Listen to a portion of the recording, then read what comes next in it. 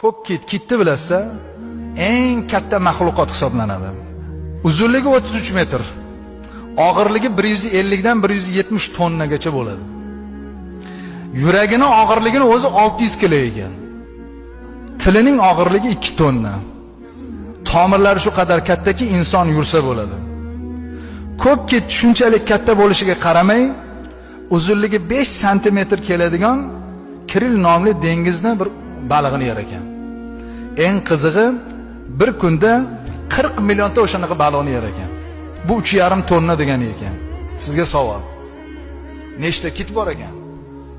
Shuni ham sanab chiqishibdi bu olimlar. Hozir tepadan kosmosdan ko'rib ham biladi-da soni. 5000 dan 12000 tagacha ko'k kit bor ekan. Men hali baliq turlarini aytganim yo'q, bitta kit misolasida aytyapman. Eng qizig'i bular 50 yil yashar ekan.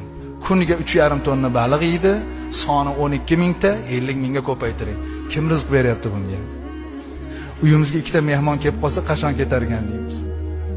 Chunki ovqat qilish kerak, mehmon qilish kerak-da. Alloh taolo Razzoq, Alloh taolo shunday qodir zot.